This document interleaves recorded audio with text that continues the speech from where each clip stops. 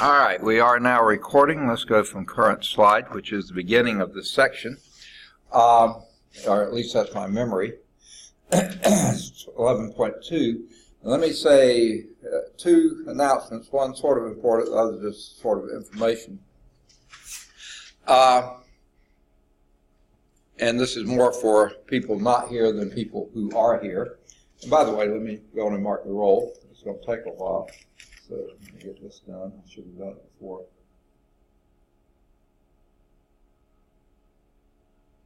Well, if I was in the right class, it might be helpful. Let me turn back a page. Okay. Clark is here.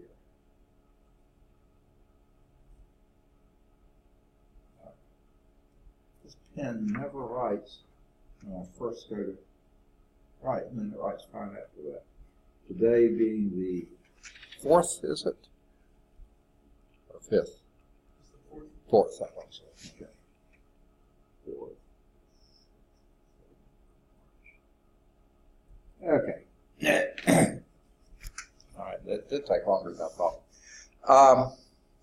This is not so much for you as for others. This week we will hit midterm. I think Tuesday at midnight, I believe, is when midterm is, because Wednesday morning we start the second mini-term. So that must be real close to midterm. And usually after midterm they ask for midterm progress reports, which is when we're supposed to report any student who has a D or an F at midterm. Now that certainly doesn't apply to you, and it doesn't really apply to anybody here except for people who haven't turned anything. And I have 1, 2, 3, 4 people who've turned something in out of the 7 people in the class. So that means 3 people haven't turned anything in, so I have no grade to put for you. And even though it doesn't really make any difference, someone may start bugging you and say, you need some help with tutoring or with counseling or other things like this. So please, folks, get me some sort of score, either your research paper or the first test, or maybe even both, before the end of the week so I can get them graded. Okay, now that leads to the second point, the end of the week. Okay, Friday, I will not be on either campus at all on Friday. I've got a meeting down in Mobile, a big 3-hour meeting, 12 to 3. But that means I have to drive down there 4 to 5 hours. I'm going to leave home about 7 in the morning, so I'll allow some time to stop if I need to, and find the place once I get down there. So I'll leave at 7 in the morning and then probably get home close to 8 o'clock at night. So I will not be on either campus at all on Friday. So just to let you know that. Now, next Friday, I have an eye appointment across the street here at UAB West. And that's at 8:15 is the appointment. So I'll be here on campus before 8. And then we'll go to the appointment first and then come back and probably head to the Birmingham West campus after that. The only thing that would stop it is if I don't feel like it's safe for me to drive with whatever they've done to my eyes. I may have to let them adjust a little while before I proceed. But I don't think I'll have that problem because they usually give you some really dark shades. Okay. So, that's all the announcements I know. Let's move on from here. 11.2, well, Chapter 11 is Vectors in the Geometry of Space. And 11.2 is when we get into space, because 11.1 was Vectors in the Plane. 11.2 is Space Coordinates and Vectors in Space. All right, so we'll understand three-dimensional rectangular coordinate system, and we'll analyze vectors in space. So let's start with the coordinates in space. So it says, before extending the concept of a vector to 3 dimensions, you must be able to identify points in 3-dimensional coordinate system. You can construct the system passing a z-axis perpendicular to both the x and y-axis at origin, and there you have it. And most of the time we'll represent that with the x and y being horizontal and the z being vertical. You don't have to have it that way, but that's usually the easiest way. So if we did it that way, x would be along this wall, y along this wall, and z up toward the ceiling. Okay?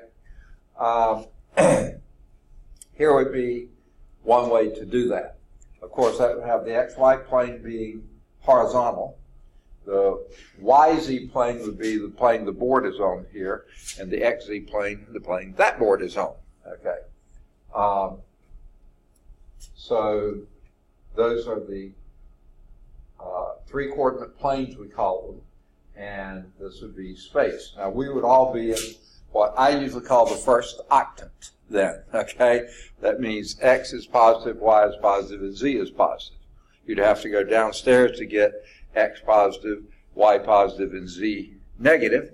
You'd have to go to the next room over there to have Y negative, Z positive, and X positive. You'd have to go out this way. You get the general idea. There's 8 divisions then that you would have, and they don't number them. In quadrants, you can do 1, 2, 3, 4, and that makes sense. Here, there's too many ways to do them. But this I would consider the first octant, even though we don't know what the next 7 are. Okay? Those 3 coordinate planes separate 3 space into 8 octants, just as I was saying. The first octant is one in which all 3 coordinates are positive. In this 3-dimensional system, the point P, say up here somewhere, let's say right here, then that would be maybe 3 on X, maybe 2.5 on Y, and maybe 7 on Z, okay, or something like that, okay? A point P in space is determined by an ordered triplet, not an ordered pair, an ordered triplet, where X, Y, and Z are as follows now. When they say ordered triplet, both words are important. Triple meaning you got to have 3 elements in it. Ordered means the order matters. You always give X, Y, Z. Okay. Now, what is X is directed distance from the YZ plane perpendicular to that, and how far you went out there to reach your point P. Your Y distance is your distance from the XZ plane back here, how far that way, and then the Z is the distance directed from the XY plane up to the point P. Okay? And they gave several ordered triplets here. Here's the problem. You can't look at something like this and know where a point is. Now with the dashed lines it helps, but otherwise everything's on the plane, obviously, you know, so you can't tell which one it's in. 3D picture on a 2D. What's that? It's a 3D. Yes, exactly, on a two-dimensional. Yeah, on a 2-dimensional plane. That's the problem exactly. So here would be the point on X, Y, Z, okay? 1 on X, 6 on Y, 0 on Z. So you're not going up or down from this XY plane, okay? This one over here is the one back that way. X would be -2, Y would be +5, and Z would be +4 up. That would be on the other side of the wall, 2 things over. Okay? Over here in this octant, you +X + 2 -5Y, and then up 3. And then here's one in the lower part, +3 on X, +3 on Y. Go down to for -2 on Z. So the points in 3-dimensional coordinate system represented by ordered triplets. Okay. Now, a 3-dimensional coordinate system can have either a right-handed or left-handed orientation. Most of the time we will deal with right-hand rule. We'll stay with right-handed orientation. Now, this is a different way that I've always taught it or thought of it or learned it. To determine the orientation of this system, imagine you're standing at the origin. I'll try to do that right back here, not trip and pull the computer off the table. Okay? And you are your arms pointed in the direction of the positive X and the positive Y directions. Z is my head, pointing upwards. Okay? Pointing head. No. Okay. The system is right-handed, or left-handed, depending on which hand points along the x-axis. Right-hand system, left-hand system. If this is x, y, z, this is left-hand system. X, y, z, that's right-handed system. Okay? Now, in this text, we'll work exclusively with right-handed system. Now, how I've always done it is this way. Get your right hand, point your fingers in the positive x direction, bend them to positive y direction, your thumb's pointing in the positive z direction. Whereas if you pointed in the positive x direction this way and positive y that way, that would be a left-hand system. Same type deal. I like the hands better than the arms, but it doesn't matter. I've never seen this before, this text right here. Yeah. You said that the quadrants or whatever aren't even numbered, so yeah. When would you need to know if it's left or right-handed? Oh, well, if you're plotting a point, you need to know whether you start this way or that way, you know. Yeah. So, that would matter. See, a 1, 2, 3, 1, 2, 3, but if you hit the other way, it'd be 1, 2, 3. You know, you'd be at a different point in space. So, yeah, it does matter. I can't think of many things that do use left-handed systems. It seems like we should because I'm left-handed, but no, it's just about everything is right-handed system. And the book will be strictly right-handed. All right, many of the formulas established for two-dimensional coordinate systems can be extended to 3 dimensions. For instance, the distance formula. Okay, in the two-coordinate system, you had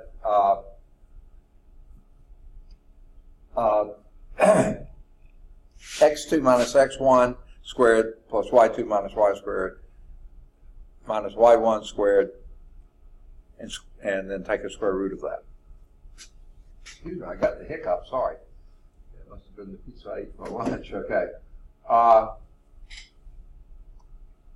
In the 3-coordinate system, you just use the Pythagorean theorem twice, okay.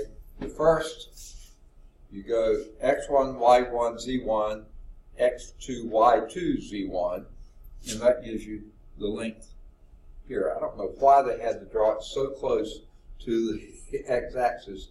It makes it hard to see, but that would be the distance from here to here, okay? X squared, square root of x2 minus x1 squared plus y2 minus y1 squared, just like we always have done in 2 space.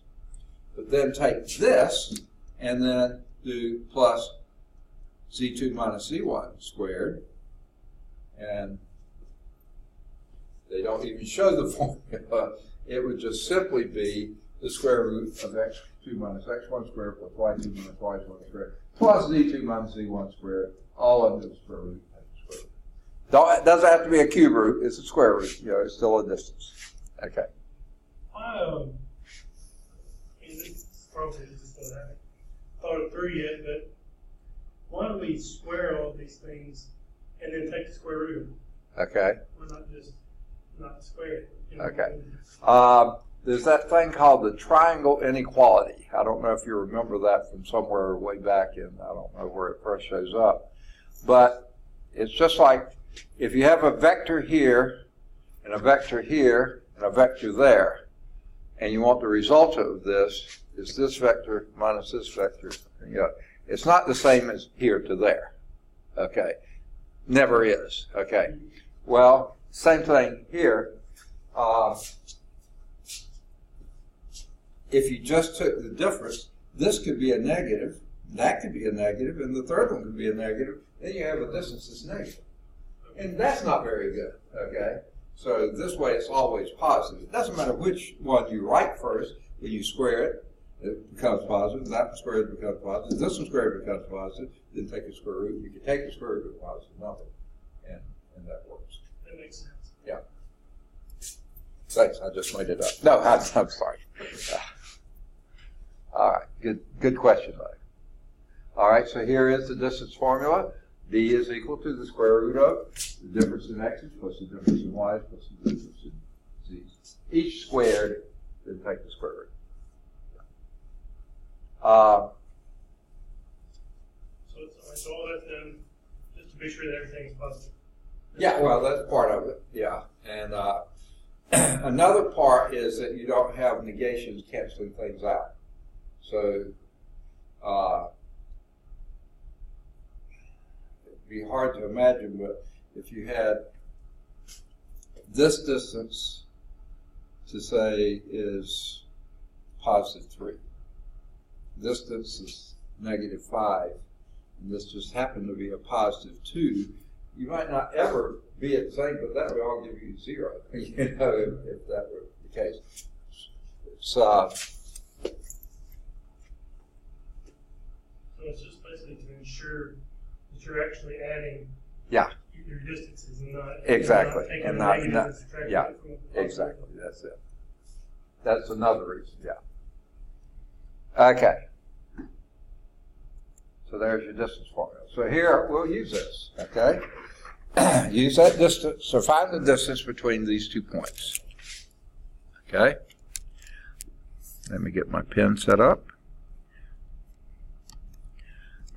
Okay. So D is equal to the square root of. Do an album in your head, or how you want to do it. Would be 1 minus 2 squared. Yeah, 1 minus 2 squared. Okay. The negative, no, it'd be 0. Oh yeah, plus 0 minus the negative 1. Okay. Plus 1 minus 3. Say that again. Plus negative 2 minus 3. Okay. This would be the square root of.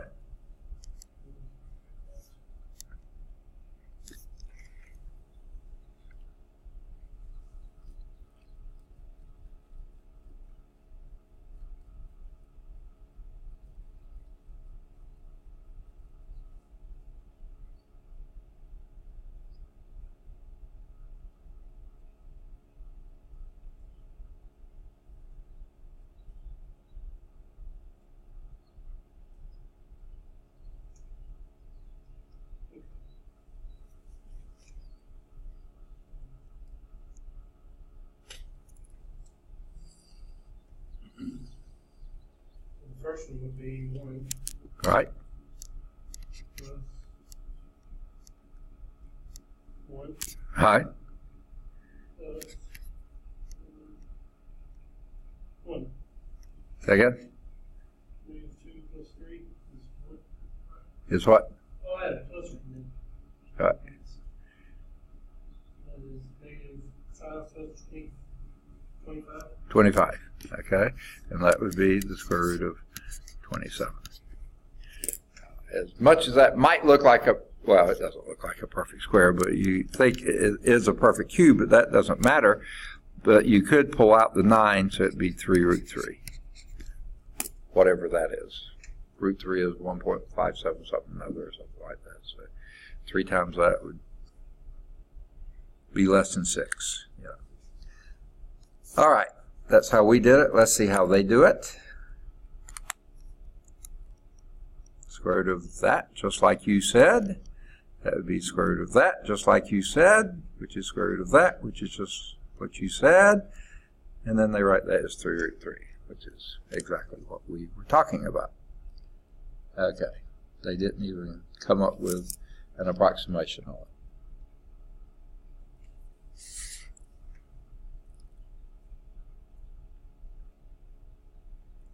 Okay. Now, let's imagine we're somewhere in space, out here in the middle of the room. We're going to stay in the first octave most of the time, so we don't have to go anywhere else. A sphere with a center at x0, y0, z0. Let's just say that's right here. Here's the center of the sphere. Right? Okay. With a radius r is defined to be the set of all the points x, y, z, such that the distance between x, y, z and the center is that radius r. So you can use the distance formula to find the standard equation for a sphere of radius r centered at x0, y0, z0. Well, from what they just said, the distance between that is r. So the distance between those 2 points would be the square root of x minus x0 squared plus y minus y0 squared plus z minus z0 squared. And that's d. Well, what is that distance? Is r. So make this r is equal to the square root of x minus x0 squared. That is an x, so it doesn't look like it. Plus y minus y0 squared plus z minus z0 squared. Okay, and that's equal to r. Well, I don't like that square root. That's messy looking, isn't it? So let's just square both sides. And what do you have then? You have x minus x0 squared plus y minus y0 squared plus z minus z0 squared is equal to r squared. Ha! I've sort of seen that somewhere before, haven't I? And then what we could do is divide both sides by r squared.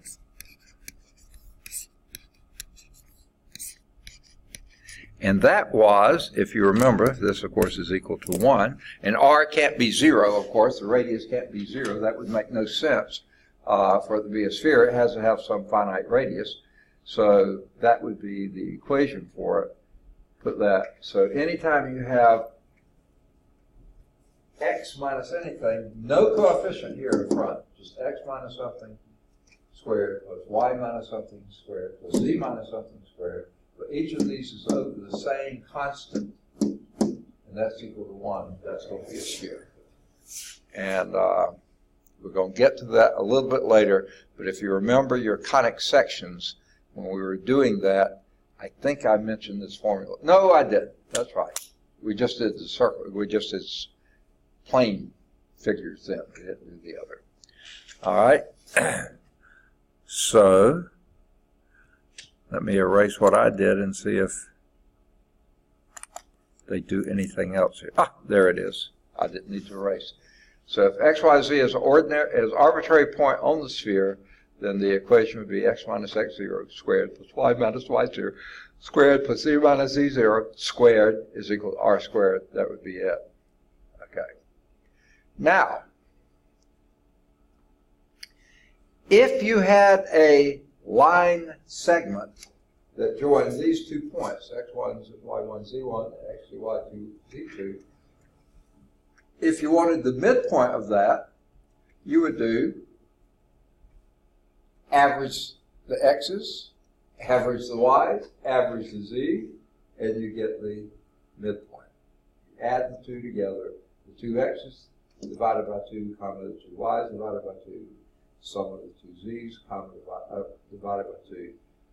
That is your midpoint. So if you think about in one dimension, this thing, average 2 things together, add the values, divide by 2. You want the midpoint of 2 points on the plane, average the sum of the x's divided by 2, sum of the y's divided by 2. In space, same thing. Sum of the x's divided by 2, sum of the y's divided by 2, sum of the z's. Okay, that would be the midpoint. Okay. I don't think there's anything more to do with that one. Now, we did example 1. We haven't done example 2, and it looks like they don't do example 2, so let's us do example 2. All right. Here will be example 2. Find the standard equation of a sphere that has these points on it. Standard equation of a sphere that, I don't know, that has these points. That doesn't really do so. A sphere on whose surface lies these 2 points or something like that would make more sense to me. So here we have 5 minus 2, 3, and 0, 4, negative 3. These are 2 points, both lying on the same sphere. Okay? Now it says find a standard equation of the sphere that has the points. Oh, no. Okay. This became a lot easier. As the endpoints of a diameter. Okay.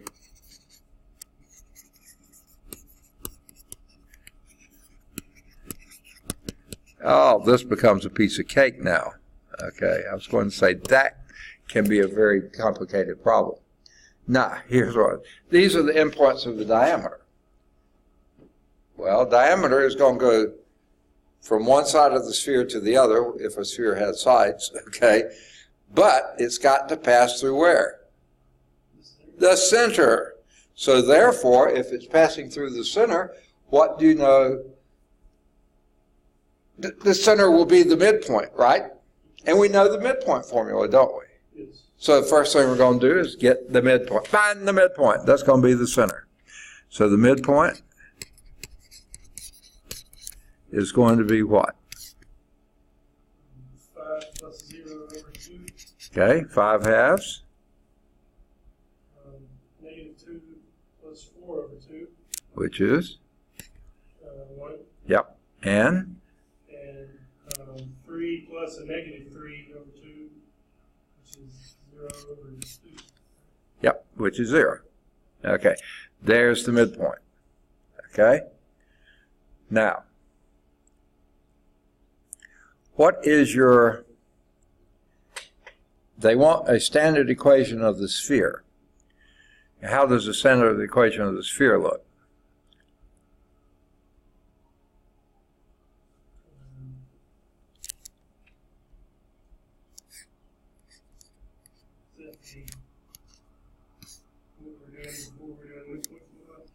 What's that?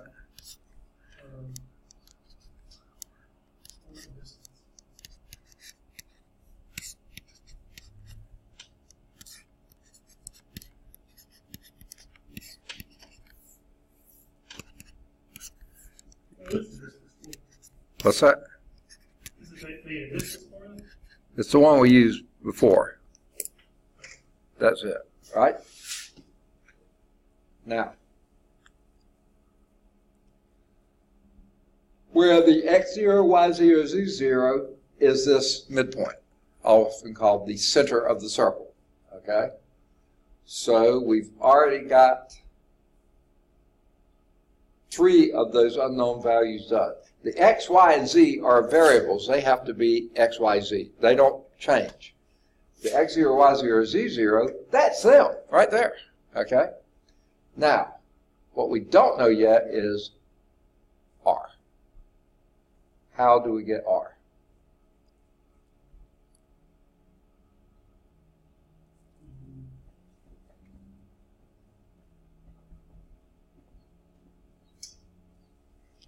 And there's 2 ways to get it.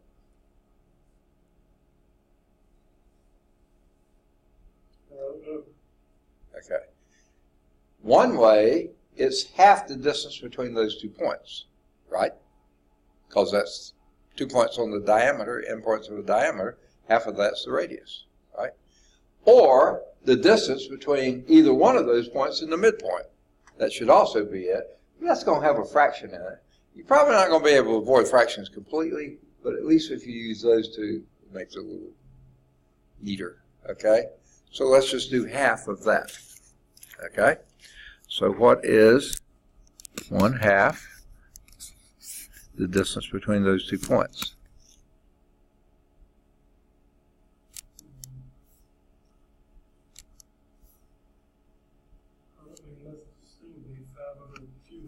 Okay, you don't need the 5/2 between these 2 points. Oh, 2.5. Okay, you're not doing a half anymore. You're just doing the distance between these points.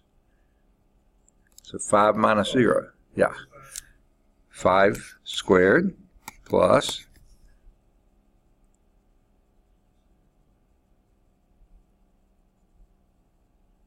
And you could have done it plus 5 or minus 5. We're going to square it anyway. What's the next one?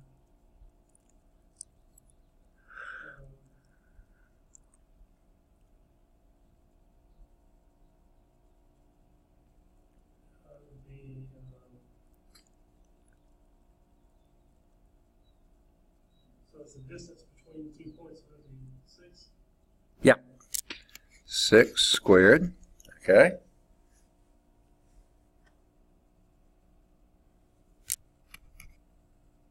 And then 6. And another 6 squared. Okay. Now, 25 plus 36 plus 36, which would be 1/2 the square root of 25 plus 72, which is 1/2 the square root of 102. And I don't know what that is. 4 won't go into it. That's it. Okay. Oh, I missed it. Oh, I can't read my writing. That's a 2. I thought it was a 7. So I thought that looked big to me. Okay.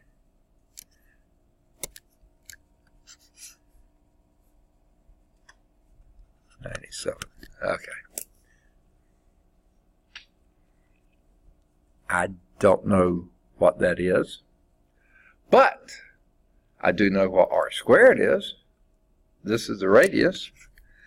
Well, I'm really interested in r squared, so r squared would be 1/4 of 97, wouldn't it? It would be 97 over 4, which you can't divide anyway. Okay.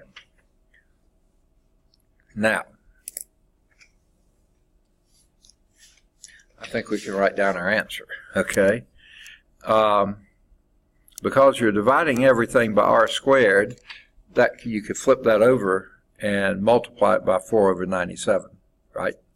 So it'd be 4 times x minus 5/2 squared over 97 plus y minus 1 squared, and that's also 4 times that over 97 plus 4 times z squared, 4z squared over 97 equal 1. That's really about the easiest way to write this, I think, in my mind. We'll see if the book has some other clever way to write it. There it is. Okay.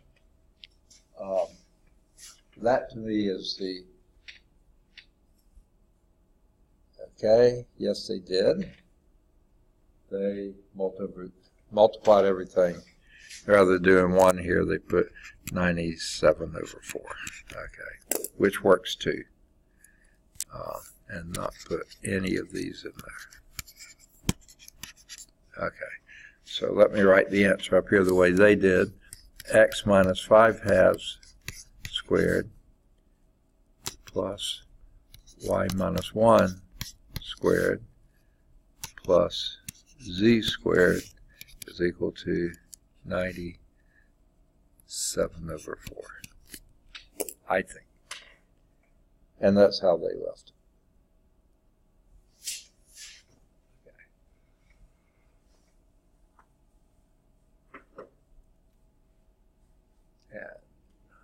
You could, if you really wanted to, if you don't like that fraction there, which I think is as good a place as any for it, you could write that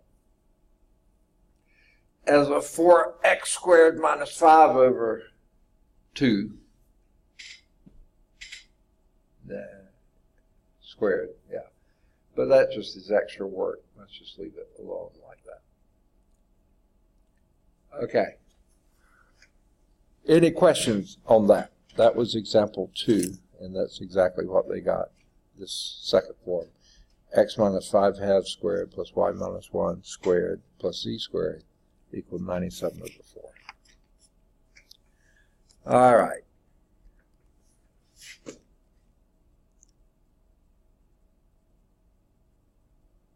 So if you were going to leave it the way we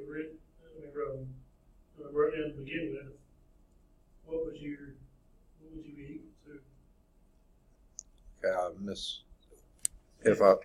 If you wanted to leave it in the way that you wrote it to begin with, what would you be equal to? You know?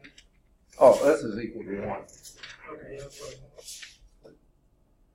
Where did it get to? It got buried in the text. Sorry about that. When I went back and multiplied by 97/4, so I overwrote the 1. There's 97/4 here, or if you left it the other way, that's just equal 1. To me, that's sort of the standard form. This is a little bit neater. You don't have any denominators except in your r squared. But you can't really get out of that, but you don't have a denominator in the other two, which is a little bit neater looking, I think. Okay. Got it? Yes, sir. All right. So let's move on to vectors in space. Yes. No, we had vectors training to be astronauts for many years now, and we finally got them in space. Okay. In space, vectors are denoted by ordered triplets. Just like a point is an ordered triplet, a vector is an ordered triplet. The difference is a point, those are coordinates of the points. These are components of the vector. And we use the same angle bracket notation that we have been using for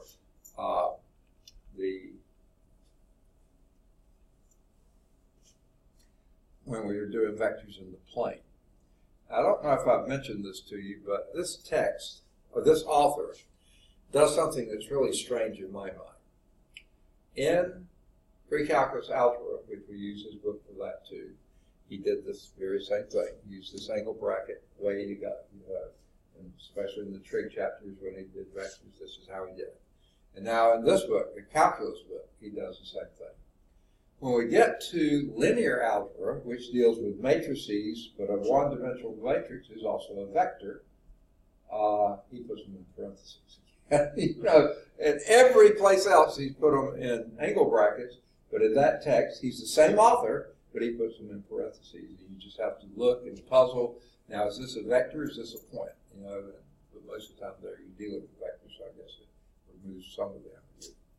Now, the zero vector, which I find not very useful, but you have to have it for having what they call a vector space.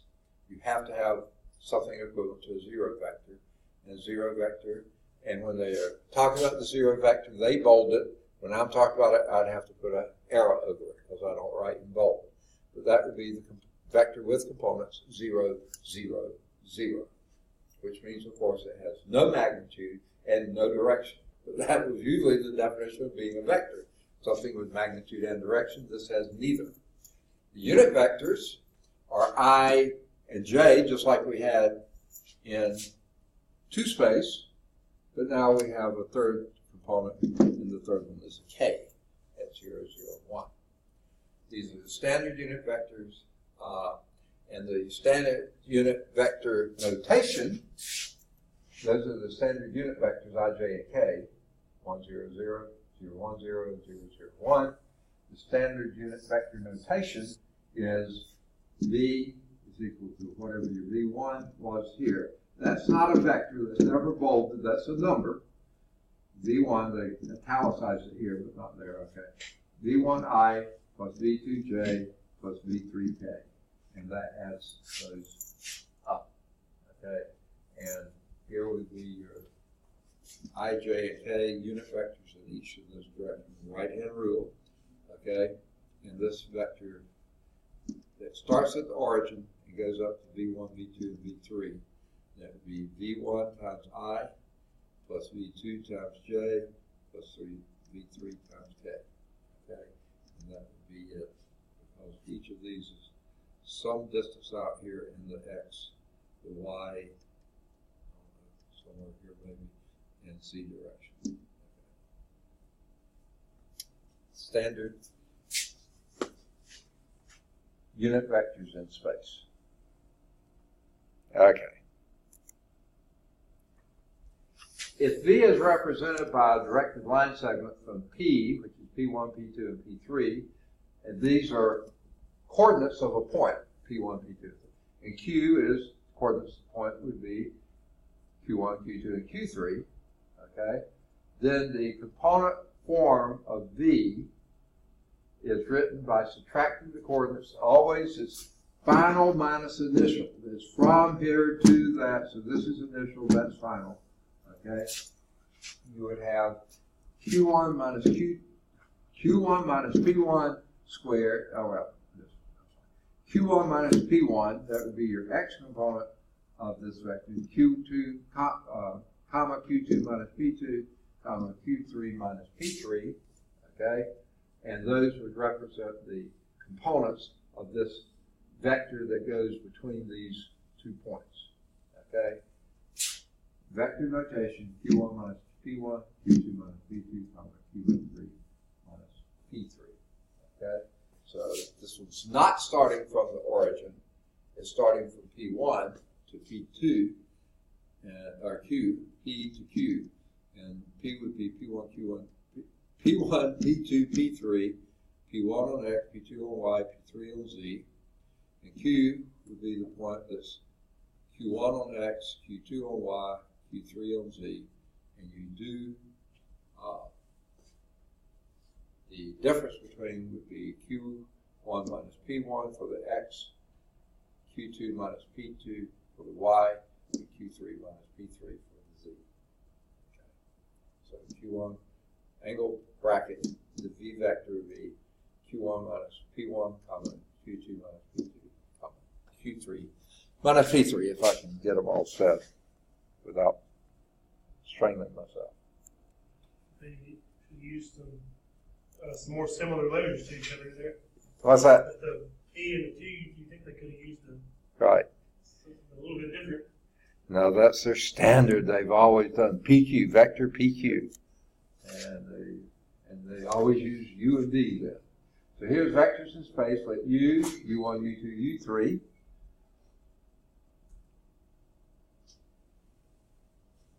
Here is Daniel. All right. Oh, my. Double the class up.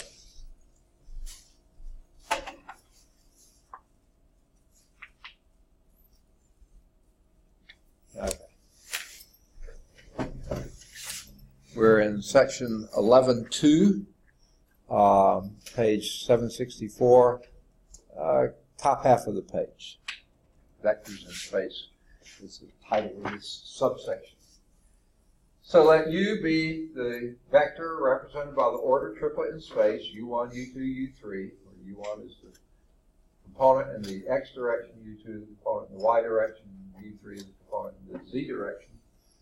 And V be V1, V2, V3, V1 in the X direction, V2 in the Y direction, V3 in the Z direction. These two be vectors in space. Let C be any old scalar. Usually not 0, just because 0 is not very much fun, okay? And we're probably going to assume neither of these are 0 vectors, but one could be, it'd be okay. So what do we mean by equality of vectors?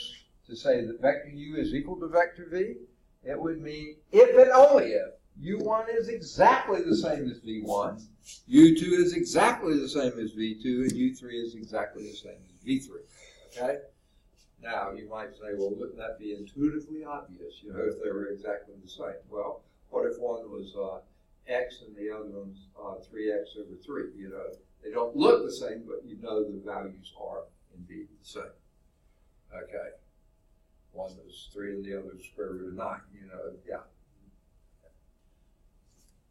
Now, in component form, if V is represented by the directed line segment from P to Q, then in component form, this would be, V would be, okay, they've introduced the P's, P and Q. We had it before, but this is the first time on this one. P is a point. Now, see, vectors are given in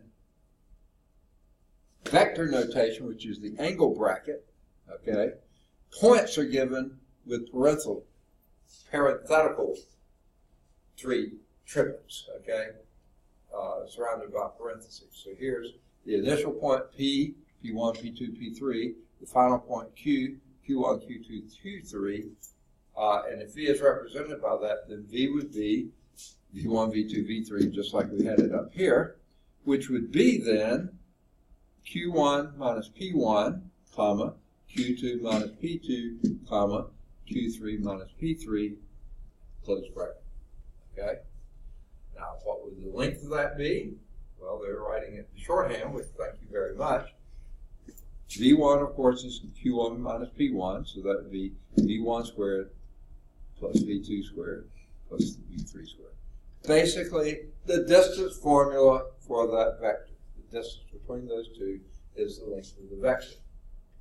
Now, how about the unit vector in that direction? Well, you take the vector V, divide it by the magnitude of V, and you have the unit vector in that direction. Now, here, I said earlier, we usually don't take these to be the zero vector. This one, you can't take to be the zero vector, because if you did, there is no unit vector in the direction of the zero vector. None. You couldn't have it. So therefore, don't ever do it. You can't divide by zero. The magnitude will be zero, as long as V is not the zero vector. Now, vector addition. These are any old two vectors in 3 space, and you want to add them, then the sum vector, U plus V, would be angle bracket, U1 plus V1, comma, U2 plus V2, comma, U2 3 plus V3, close bracket. And scalar multiplication, if you're multiplying by this, usually a non-zero number scalar, times either one of those vectors, so let's just call it V, then that would be CV1, comma, CV2, comma, CV3. Basically, like you distribute the C across every one. If you have CV, then you distribute and you multiply each of the components across there. It's not just distributed, but it looks like it. I think of it that way. Okay, you've had to scale up each of the 3 components, or scale down each of the 3 components if that C was less than 1. Okay. Any questions? Okay. Here's example 3. Find the component form and the magnitude of the vector V having initial point minus 2, 3, 1, terminal point 0, negative 4, 4. Then find a unit vector in that direction of V. So they first find in component form the component form, and then we'll find the magnitude of V. So let's first find component form of V. I like to write this as the angle bracket ones, and what goes where.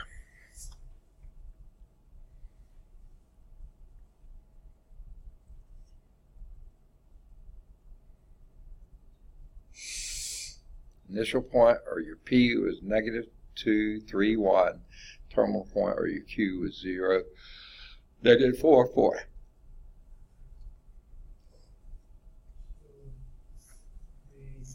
So 0 minus negative 2. Which would be? Negative 2. And minus a negative 2. Oh, yeah, right. So it'd be negative 2. I mean, it'd be 2. Okay, got it. All right. Yeah.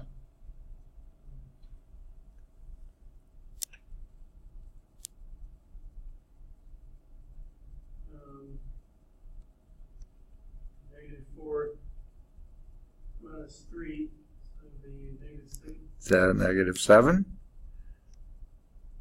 then 4 minus 1, which is 3. Perfect. Okay. So there's the vector V. Okay. Now we need to get the magnitude of V.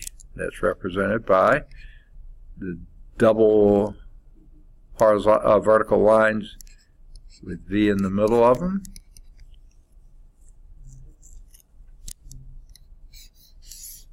That'd be the square root of 2 squared. Second. Isn't that the square root of 2 squared? 2 squared, which is 4. Negative 7 squared, plus negative 7 Yep. squared, which is 49. plus 3 squared. Yep. Which is 1. All right.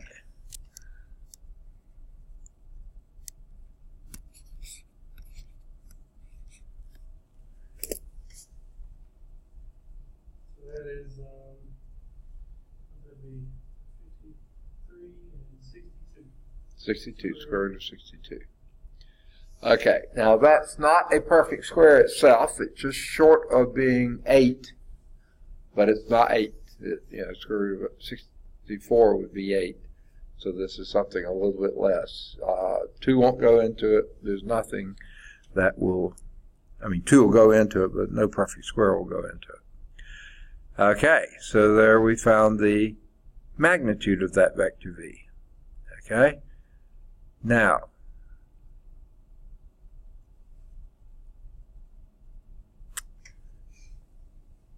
that's the component form and the magnitude. Now find the unit vector in the direction of v. I'm going to call this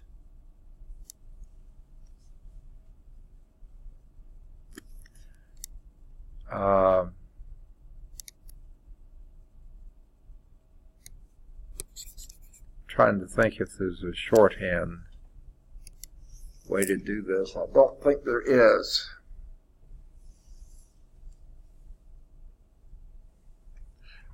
So I'm going to give it my notation. Goodness gracious, my eyes are just stinging like crazy. I thought I had something in them, but then on the other hand, I just realized this. I had some of that sweet heat on my salad for lunch today.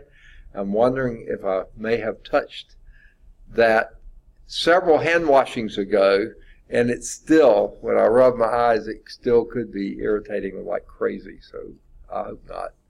But wow, they just suddenly started burning. I've done that before with peppers. Peppers, yeah. Peppers. Yeah. And, Yeah. My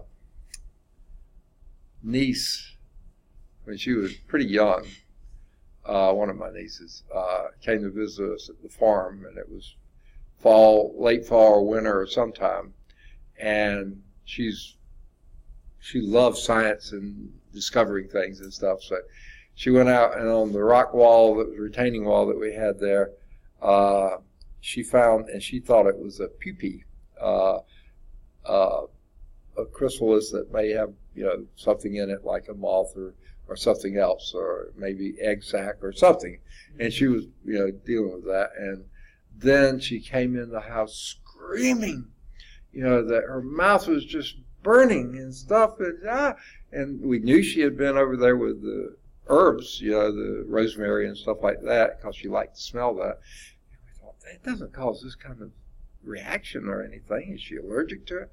But she had done it before, and we just couldn't figure out. And we said, did you put anything near your mouth? How have you been handling? I haven't done anything. She's screaming bloody murder. She said, I just did the pupae out there. And I said, wait, what pupae? And we found out it was a little chili pepper that had, we weren't there to pick them, so they had fallen onto the ground, but she thought they were that. And she had handled those and then did something near, and her skin was all red. So, yeah, and so my wife got on the phone real quickly, the internet, to see what you do to ameliorate that. They said milk products. I think you mentioned that the other day. And but we wanted it cold, so she thought, what about, and fat would be good, and most of ours are skim milk. She thought, well, how about ice cream?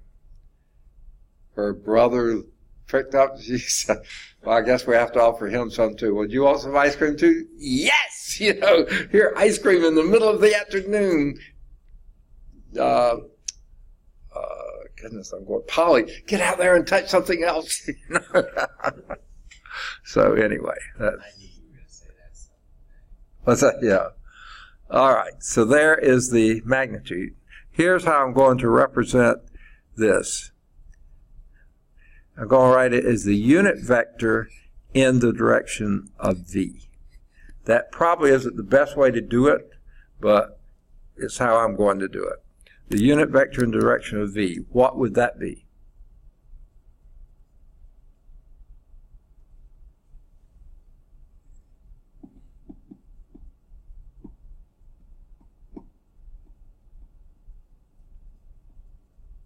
Any ideas?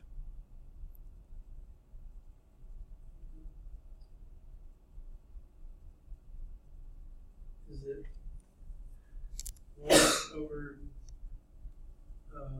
magnitude V? Okay. I couldn't hear quite what you said. 1 over the magnitude V there? Okay, not quite. Okay. Okay, if you do that, 1 over magnitude of V, then you have to multiply that by the vector V. I think you're leaving that part out. I like to write it like this, vector V over magnitude of V. It's sort of easy to write, okay? And then what I would do is write down the vector V, which we determined earlier to be 2, -7, 3, and divide all that by the magnitude of V, which we found to be the square root of 62. But to get it in vector notation, or you could have just done 1 over 62 times that, and then bring that inside, and that would be 2 over root 62, comma, -7 over root 62, comma, 3 over root 62. All right. Now, if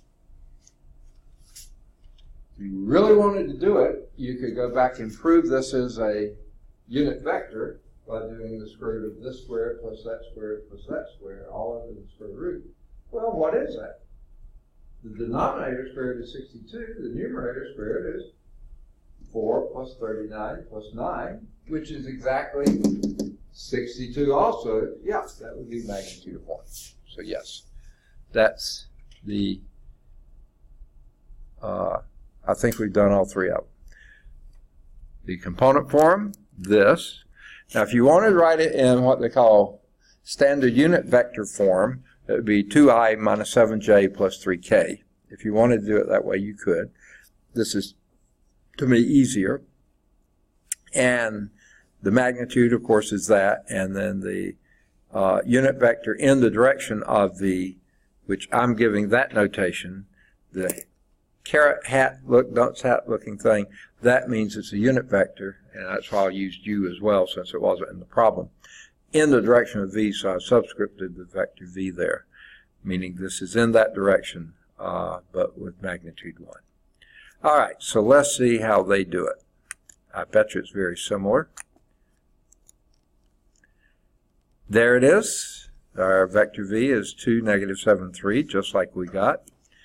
Magnitude of that is square root of 62, just like we got. And then the unit vector in that direction. And they use the same u, they just bolded it. I like to put the caret on it to remind myself, this is a unit vector u here, not just any old vector u. And that would be 1 over, this they're putting 1 over absolute magnitude out front. But if you, then they're going to take it on the inside. That'd be 2 over root 62, comma. I have trouble putting the commas strange places here. Minus 7 over root 62 and 3 over root 62. There it is. Any questions on that before we leave it? So that was example 3. Okay? And by the way, example 3 is one of those that says see larsoncalculus.com for an interactive version of this type of an example. All right. Any questions? Let's move to the next, vectors in space. Recall from the definition of scalar multiplication that a positive scalar multiplies multiple, right? This glare is just so horrendous right now. That's why sometimes I'll move over here, it's easier to read. But it's further from the microphone, so I think I get it probably too faint, but I'm home to read and got it, so I can read. Recall from the definition of scalar multiplication, the positive scalar multiples of a non-zero vector v have the same direction as v, whereas the negative multiples have the opposite direction of v. In general, two non-zero vectors u and v are then parallel when there is some scalar c such that u is equal to some multiple of v. Now notice c, they don't say positive scalar c, they don't say big scalar c, little scalar c, any c other than 0, okay? Two non-zero vectors are parallel when there's some scalar, they should say not equal to 0 here too, such that u is equal to c times v. If c happens to be negative, then you still have a parallel, it's just going in the opposite direction. So the definition of parallel vectors, two non-zero vectors u and v are parallel when there is some non-zero scalar such that u is equal to cv. Okay? So if they have multiples of all the components, they have to be parallel. So here, an example. This is an example. For example, in this figure, 1121, vectors u, v, and w are all listed here, and they look to be parallel to each other, but looks can be deceiving. But here we see u, or it appears to be exactly 2 times v, meaning same direction but twice the magnitude, if that's v, twice that is u. And w is exactly the opposite of v, same magnitude but opposite direction. This has a scalar multiple of 2, this has one of -1. Those are parallel vectors. Okay? They could be anywhere on the plane. One could be up here, one could be down here, as long as the magnitude, as the directions are either exactly the same or exactly opposite. Okay. So here's example 4. Vector w has initial point 2, -1, 3. You can tell these are points by the parentheses. Terminal point -4, 7, 5. Which of the following vectors is parallel to w? Well, what do you think we're going to have to do first?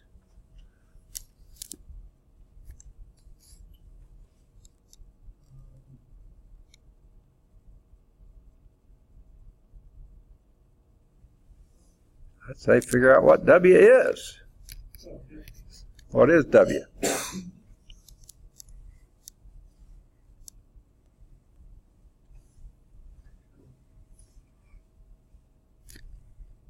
Help me, help me.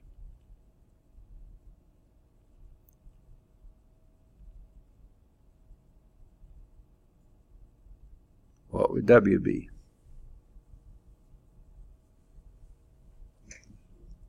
Second? I was trying to write them. Oh no, I thought Daniel said something. He was just thinking out loud. Okay, what would it be? Don't tell me some past president. I'm not interested in that. Okay.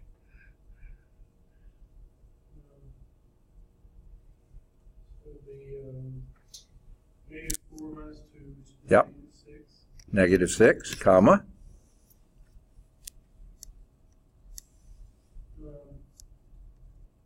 -6, 6 is next one. 7, oh yeah, 7 minus -1 would be 8. 8, got it, comma. And 2. 2. Okay, there's w. Now, are any one of those, either u or v, parallel to w?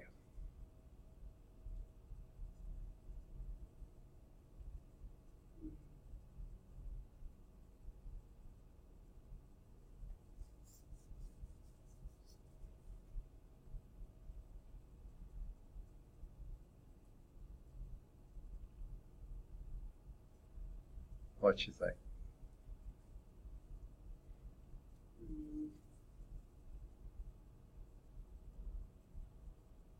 Either, both, or neither? And if it's either, which one?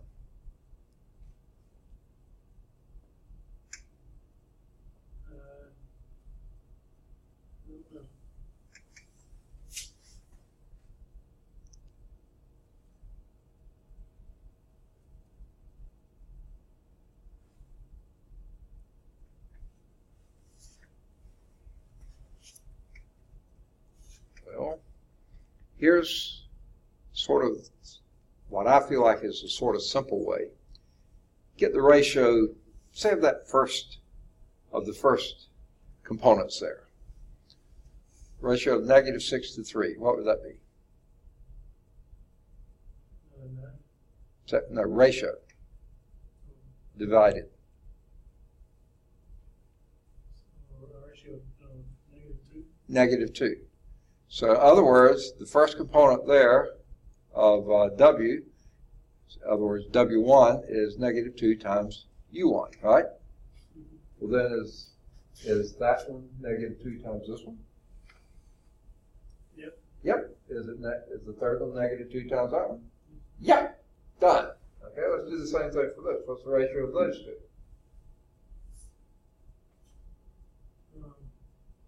You can go either way you want to. I'll just see. Yeah, it's a negative 2 again. Is that negative 2 times that? Yes. Yes. Is that negative 2 times that? Yes. No. It's positive 2 times that. Right. So this one would be a multiple of that, would be parallel. This one is not. Okay? So this is parallel. This is not parallel. Okay?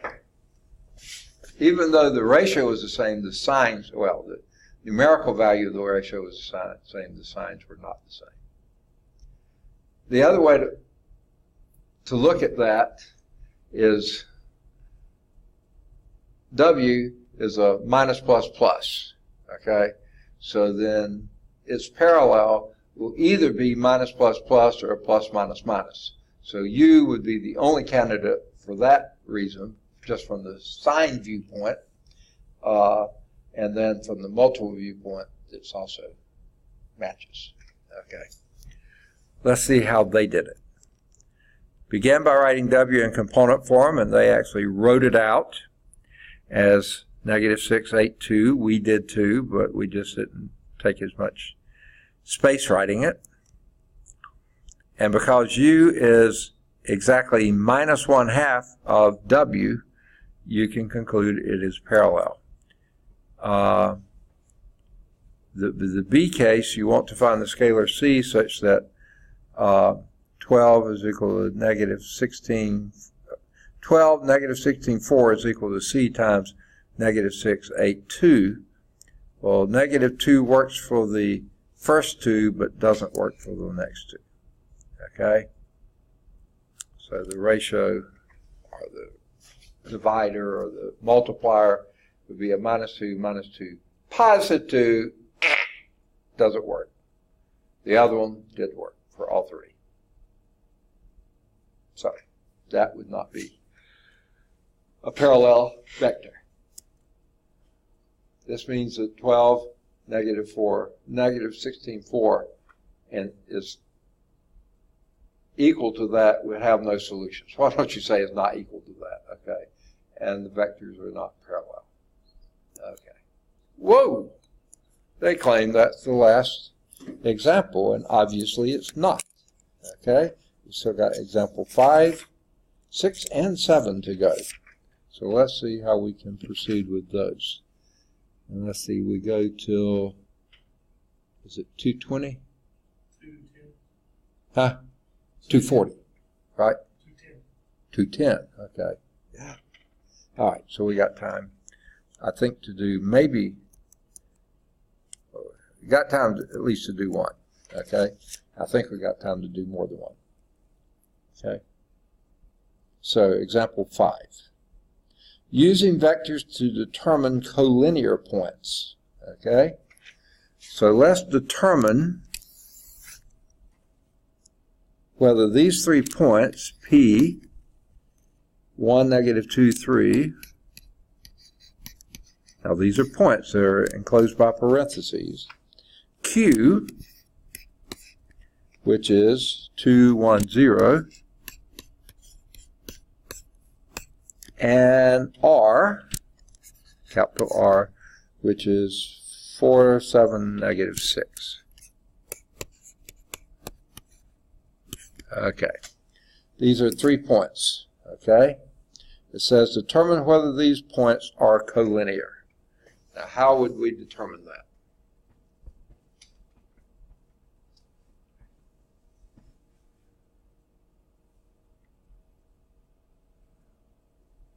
How would you determine it? What is the definition of collinear? They have this It's what we just were talking about. They're parallel. That would be another thing. Well, parallel won't quite do it.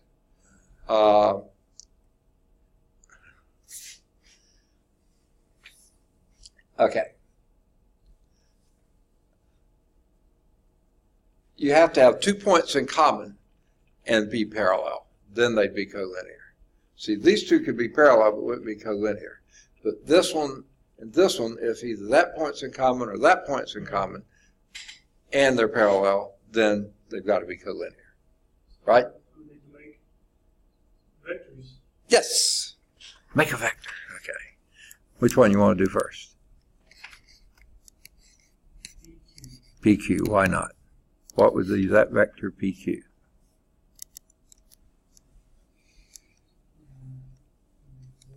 One, comma,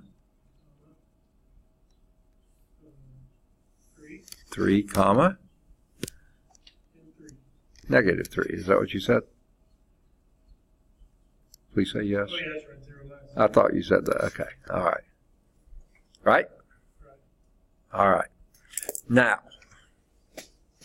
Now, it doesn't matter which other point you keep in common.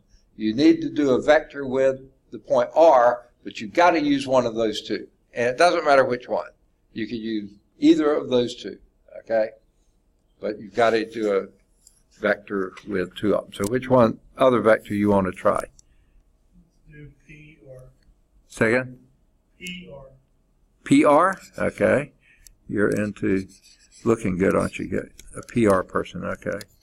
All right, and what you got here?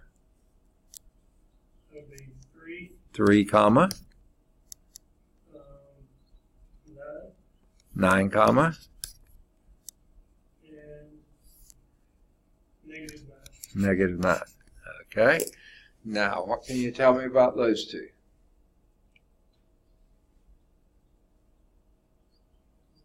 Ratio of 3. Yes, for every one of them, okay? And what's more, well, first I look and see the sign conventions are the same, plus, plus, minus. The only other it could be would be a minus, minus, plus. So those are the same. They're both plus, plus, minus. And each of the components is the same multiple of the other, 3. So you're absolutely right. So these would be 3 collinear points, okay? Now they did PR too. I thought for sure they'd do QR, but they didn't. Okay. That was example 5. Let's go to example 6. See, that didn't take long. So let's do example 6. Well, this is having a hard time writing. Okay. So QR would have been a ratio of 2. Wait. What's that? I'll erase it. QR would have been a ratio of 2. Okay, let's do QR and see what would. Oh, I see what you're saying.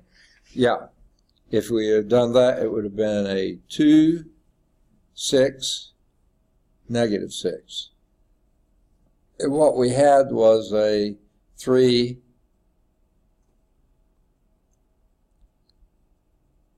No, we had a 1, 3, negative 3.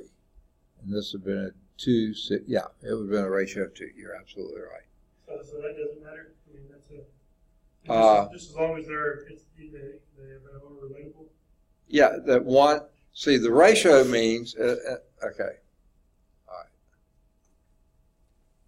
What the ratio means is that one's a multiple of the other. It could be a big multiple or a little multiple. But as long as they're multiples of each other, they're in the same direction. And if they're sharing a point, either common beginning point like we did PR or end-to-end points, as long as they have that common ratio and that they are, okay, that they are ratios of each other. How to say that? That's just sort of saying like where they are.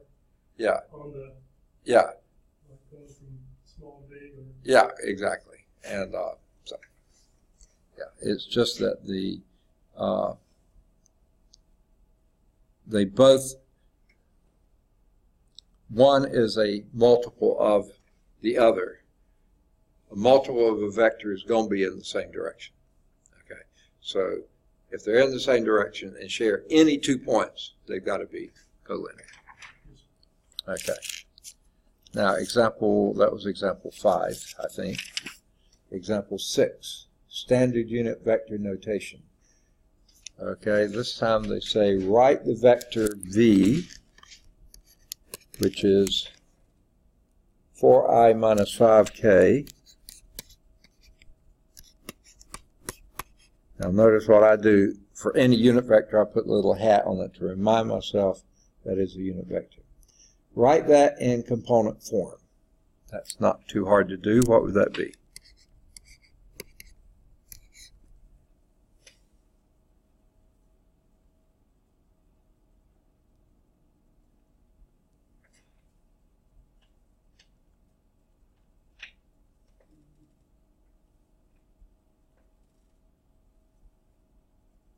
Well, we've only got 2 points, though, right? Second?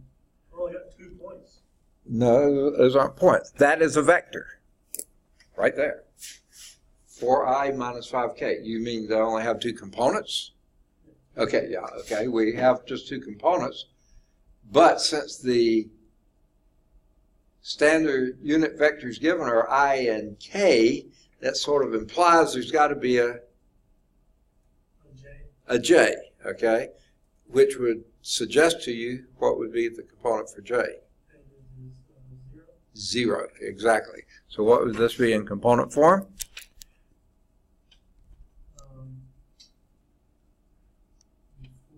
Four, comma. What you just tell me it was? 0, comma. -5. Done. Okay.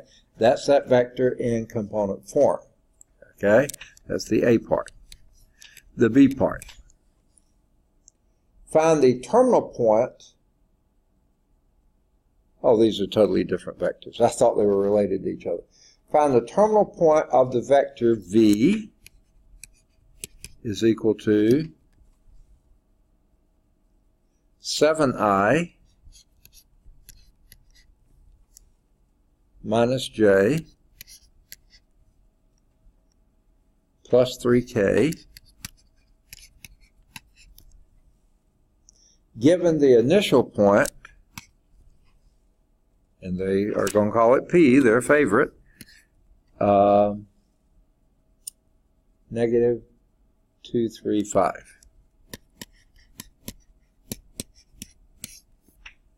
Okay, find the terminal point.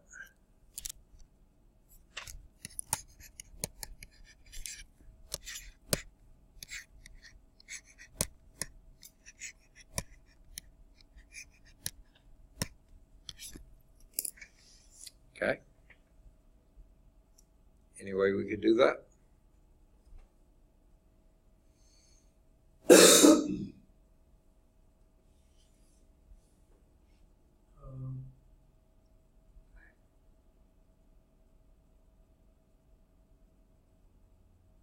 Would you want to write the vector in component form to start out with? Okay.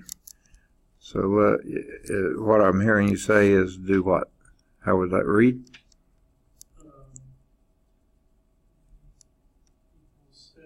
7, comma, -1, comma, 3. So it's like a backwards. What's that? 7 looks like a bracket. Yeah. And erase it. Okay.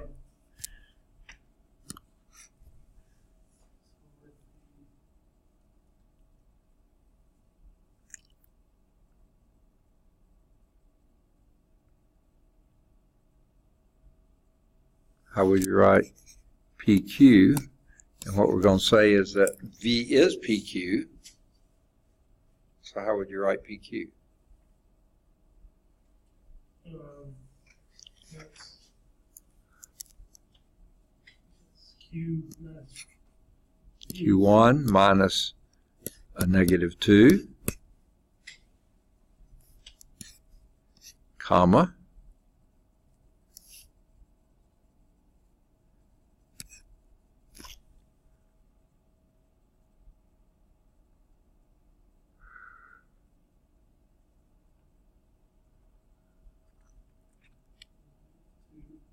second, Q2 minus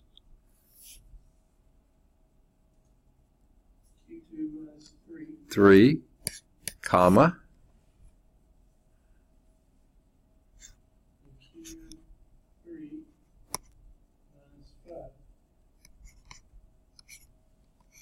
5. okay. Now what? Now, I guess you would take 7 and add negative 2. Got it. So, Q1 is equal to 7 minus, no, add a negative 2, just like you said. So that would be 5. Q2 would be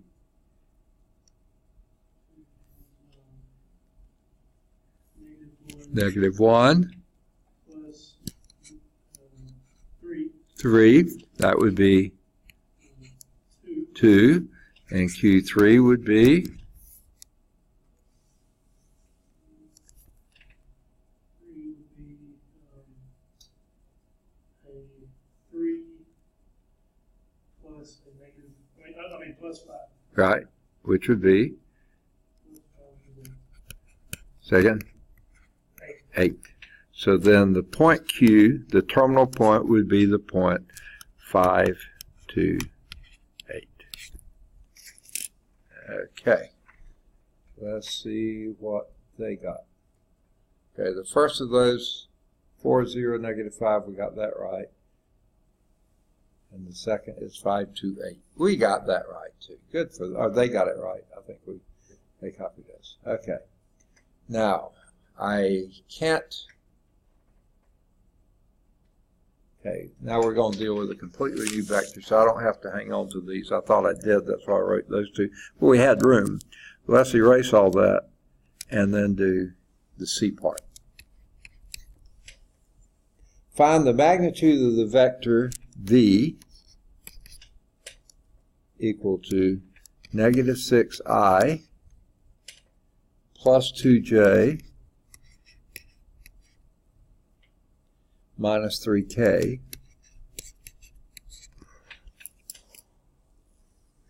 then find the unit vector in the same direction, in the direction of V. So let's first do the magnitude of V, and what would that be?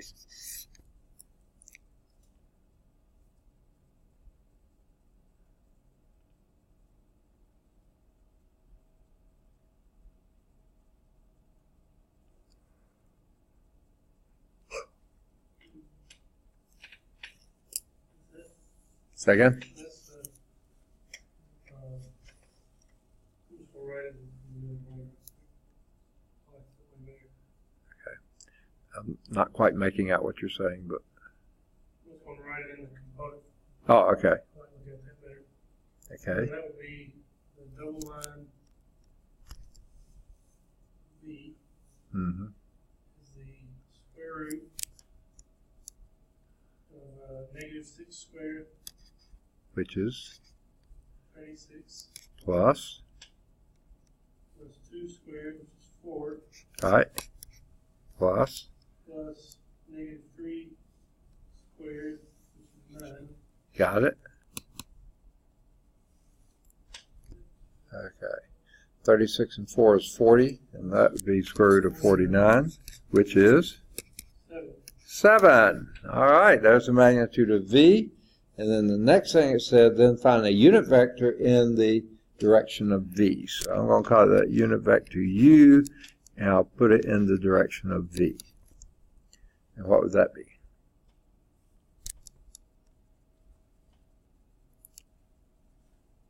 You can write it in either form you want to. I bet you the book does it in standard unit vector form, but I think it's just as easy to write in this form. What would that be? Maybe, on our brackets, Okay. let's say -6, 2, and -3 over 7. Okay. All right, okay, I got lost where you were. Is that where you were? Yes, but I put it all over. I just did 6. Got it. -6, comma 2, comma -3. Yeah. Okay. I'm doing it over each one, so this would be 2/7 minus 3/7. Does that come out the same as you? Okay. And just to check and make sure that's a unit vector, this would be, if you find the magnitude of this, that would be 36/49 plus 4/49. That would be 40/49 plus 9. Yes. That would be a magnitude of 1. Okay. Now let's see how they did. Oh, and they went back and wrote it in, what do they call it? Standard unit vector form. Okay. -7/6i plus 2/7 j minus 3/7 k. Okay. All right. Is it better? Do you think it's better to write it that way? What's that? Do you think it's better to write it that way as opposed to? To me, this way is a lot more concise. I can see it. Otherwise, I have to do all the letters and put little hats on them and stuff like that, dress them up for the party. I'm not even interested in doing that. I can't think of many circumstances where one's better than the other. It's just shorter. But there may be. Okay. Now, do we have time for example 7? 1 minute. I kind of doubt it. Okay. So let's start there next time. I'd hoped to finish this, but we didn't quite. So we'll start with example 7 next time. Homework exercises here would be either 5 or 7 or both. They're both at calcchat.com. Either 9 or 11 or both. They're both at calcchat. 9's at calcview. Any of the odds 13 to 23, they're all at calcchat.